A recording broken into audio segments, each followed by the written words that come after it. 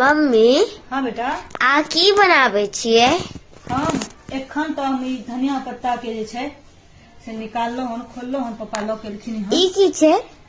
ई छै अहाँके पालक साग, ई तो बैगन छै। ई बैगन छै। तो पप्पा कहलखिन आलू दऽ के तो बनाते छलहुँ पालक में, आइ बैगन दऽ के बनाओ।